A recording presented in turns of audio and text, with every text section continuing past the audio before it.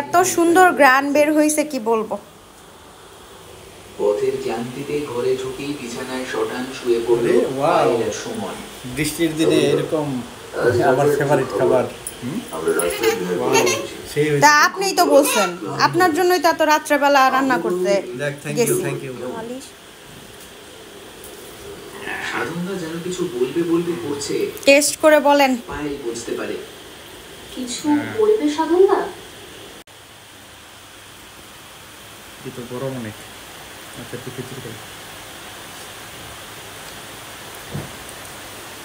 Wow, বৃষ্টির দিনে গোশত নেন। গরম অনেক গরম। হ্যাঁ তুমি বসো, তোমাকেও দিচ্ছি, খাইয়ে দিচ্ছি আম্মু।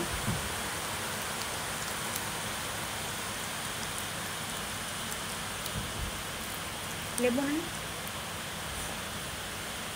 আপনি লেবুটা খাইতে চান না কেন? হয়তো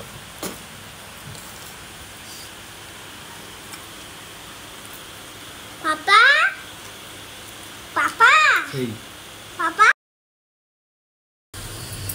হ্যালো গাইস, আশা করছি সবাই অনেক ভালো আছেন। আমি আল্লাহর রহমতে অনেক ভালো আছি। তো আজকে সারাটা দিনই অনেক বৃষ্টি ছিল, আর এখনও বৃষ্টি হচ্ছে বাহিরে। তো আমি এখন রান্নাঘরে, রাত বাজে 10টা।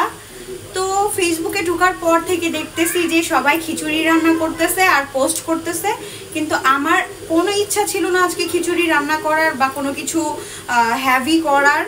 আর আমার হাজব্যান্ডও সারাদিন বাসায় ছিল না।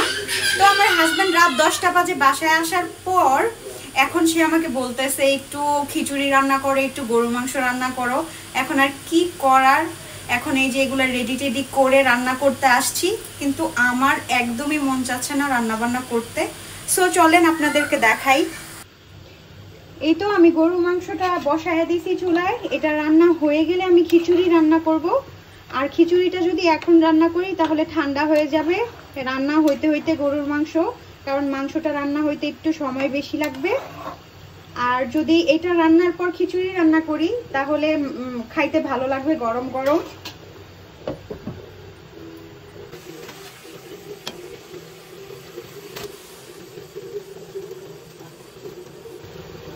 এই তো এখন আমি ভুনা খিচুড়িটা রান্না করে নিব, কিন্তু আমার ভুনা খিচুড়িটা একদম পছন্দ না।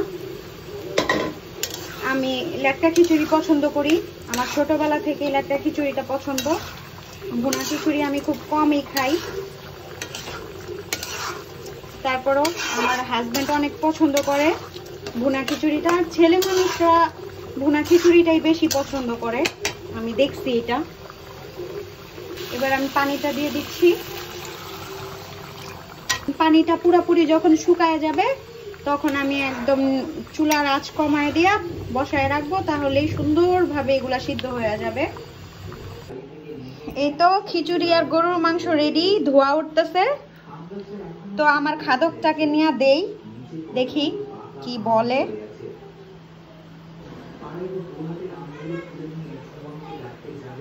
আজকে জন্য এতটুকুই, সবাই ভালো থাকবেন, টাটা দিয়ে দেন।